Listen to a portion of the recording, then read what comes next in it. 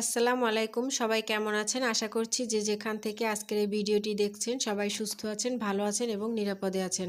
আল্লাহর অশেষ রহমতে আমিও ভালো আছি। অফ ক্যামেরাতেই সকালবেলা নাস্তা বানিয়ে নিজে খেয়ে নিয়েছি। তারপর এই তো 2 ছেলেকে এক এক করে খাইয়ে দিচ্ছি পাশে বসিয়ে। শীতকালে সকালবেলা ওদের ঘুম থেকে উঠিয়ে আগে ব্রাশ করিয়ে শীতের পোশাক পরিয়ে নেই, যাতে ওদের ঠান্ডা না লাগে।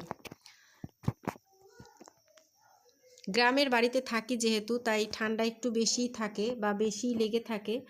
আর আমার বাচ্চারা যেহেতু সিজারের বাচ্চা, তাই ওদের একটু ঠান্ডার পরিমাণ বেশি থাকে। শীতকালে তো আরও বেশি।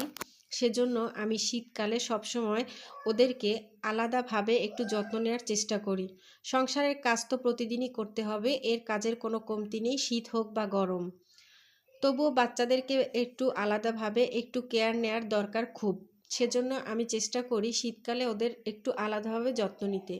আজকের ভিডিওতে আমি সেটাই আপনাদের সাথে শেয়ার করতে চাইছি যে কিভাবে আমি আমার ছোট 2 ছেলের যত্ন নিয়ে থাকি। তবে একটা ভিডিওতে তো আর সব কিছু দেখানো সম্ভব নয়, তাই 2-একটা জিনিস একটু শেয়ার করে নিচ্ছি। বাচ্চাদেরকে নিয়ে ভিডিও করা, এডিট করা, ভয়েস ওভার দেওয়া অনেক কষ্টের ব্যাপার। সেটা এখন আমি ভালোই বেশ বুঝতে পারছি।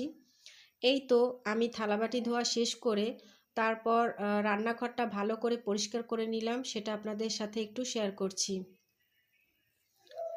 শীত হোক বা গরম হোক, মায়েদের কখনো ছুটি নেই বা কোনো কাজ কমতি নেই। যদি থাকে আরও সাথে ছোট বাচ্চা, তাহলে তো কথাই নেই।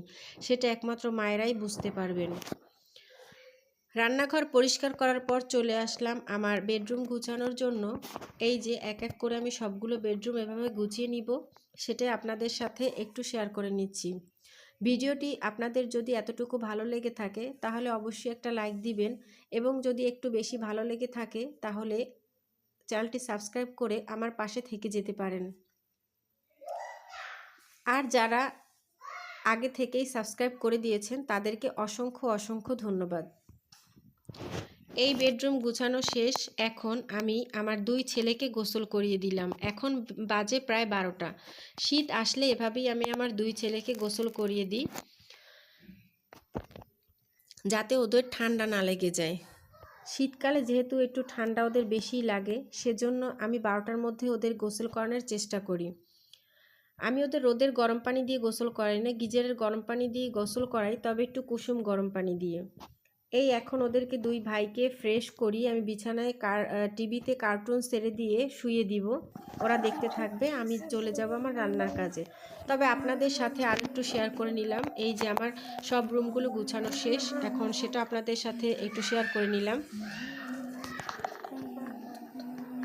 আজকে বেশি কিছু দেখাতে পারলাম না, কারণ বাচ্চাদের নিয়ে ভিডিও করা, এডিট করা খুবই কষ্টসাধ্য ব্যাপার। সেজন্য অল্প একটু ভিডিও করেছি, সেটাই আপনাদের সাথে শেয়ার করলাম। আজকের ভিডিও এই পর্যন্ত। আল্লাহ হাফেজ, দেখা হবে পরবর্তী ভিডিওতে।